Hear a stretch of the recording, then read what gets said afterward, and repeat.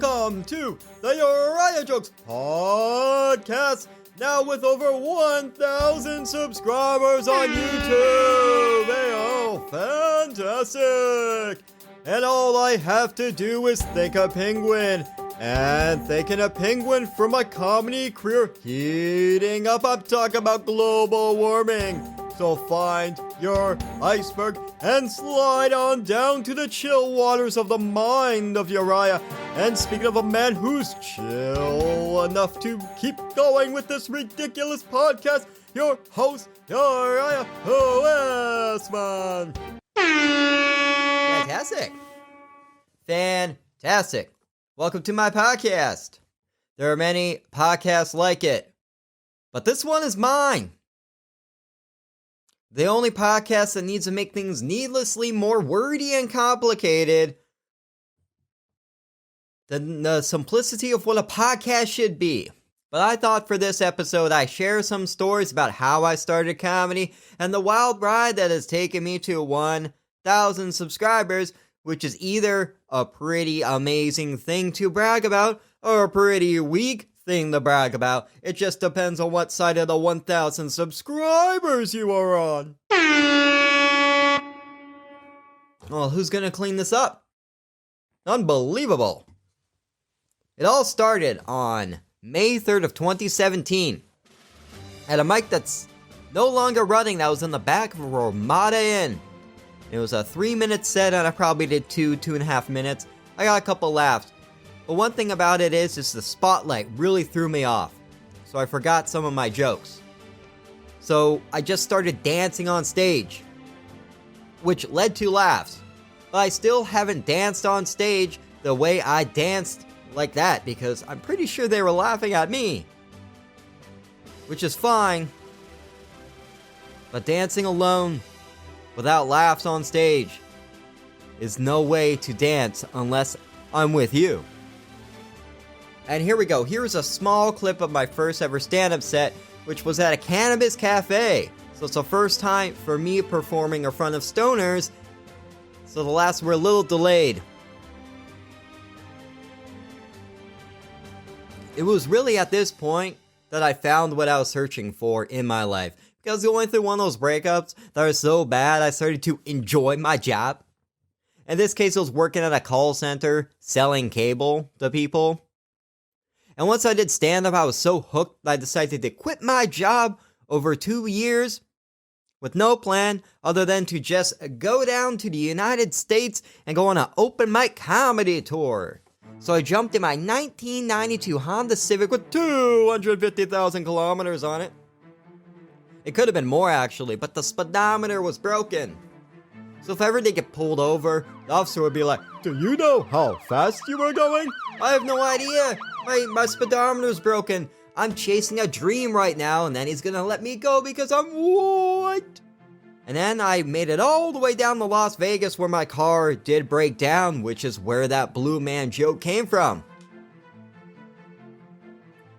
Because this is the thing, I make decisions in my life the way I was born.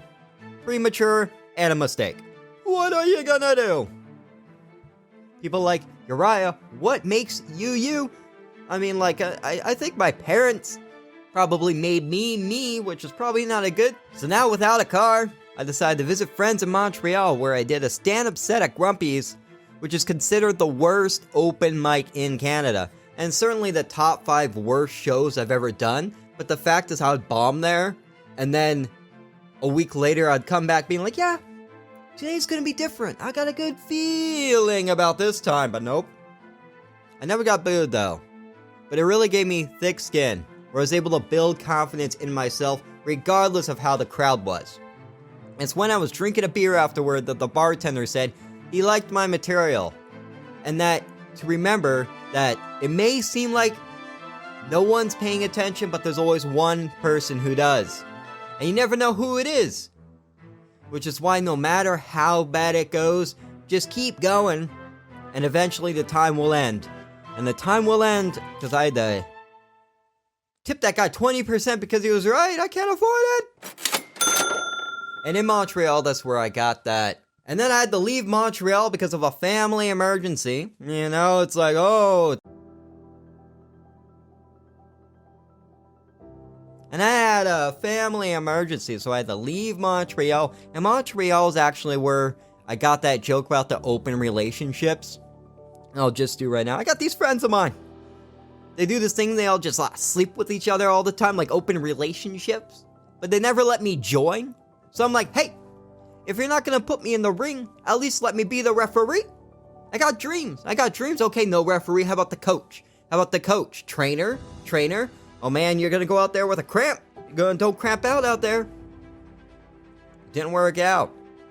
Got a job at a restaurant called Brassbear Brewery, which is where I would end up producing a ton of shows for over a year and a half. That had comedians from Netflix, Amazon, HBO, and more. I was able to give my friends some stage time, some of them even their first headliner sets, which is what I really like to do because we're all growing, and comedy is a very individualistic, it's always single people on stage. And I guess that could be ironic because it's normally a single person on stage and a single person in life in terms of being alone.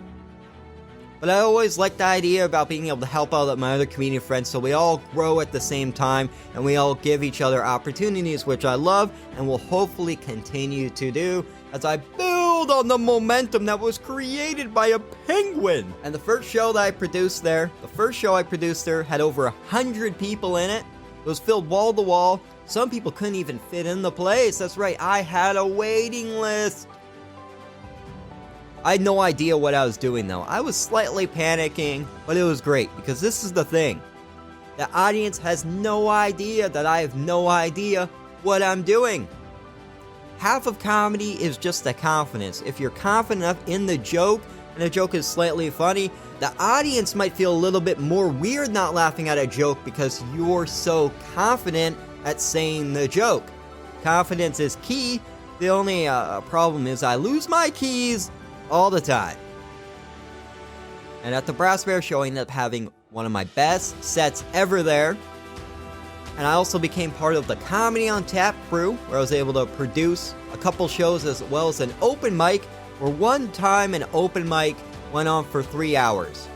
And when an open mic goes on for 3 hours till 1, 2 in the morning at a dive bar, it's less of an open mic and more of when you throw an intervention and only the people that need to be interventive show up.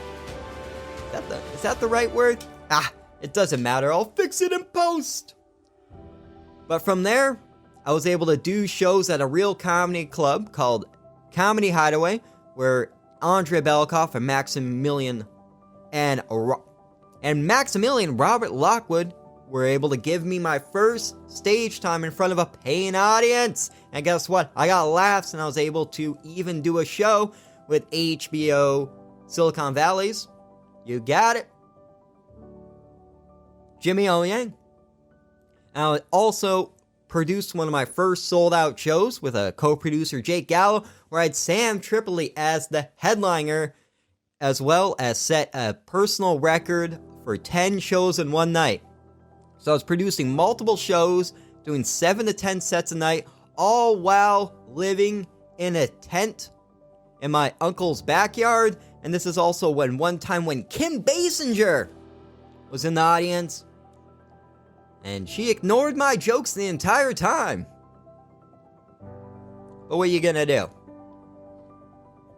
What are you gonna do? I actually didn't even know Kim Basinger was there till someone told me. And I'm like, what the hell? That's my idol. You win some and then you lose a lot of them. But as things started to slow down and people moved to LA, and the next stop is you gotta be in like New York or LA for comedy because that's where the industry is. And I was working at 5 a.m. sushi, so it was really getting in the way of comedy. So I decided to quit the job and move to New York City, December 2019. That's the same exact time that the coronavirus decided to move in too. I can't compete with the coronavirus. It's everywhere. But then I lose my job and travel back in time to Canada. I'm sure I've forgotten some stuff because I can rewrite the past. You know, you can rewrite the past now. But I have tons of ideas, jokes, plans. I've even got hilarious poetry I've been working on that I want to prank people with. It's going to be hilarious. So I invite you on the confusing hilarious. And who knows where this ride's gonna go, but all I do know is that I hope I have enough money to ride it at least once. And this has been the Uriah Jokes Podcast. New episodes every Monday, Tuesday, Wednesday, and Thursday. And if you have a guest you want me to have on this podcast, do you want to be on this podcast? Do you have something I want to talk about on this podcast? Comment below. I will respond to every single message, even if it's calling me an unfunny moron that needs to dust off his spatula and go back to work. Well, I got news for you. I have no idea how to make a medium rare burger, you moron.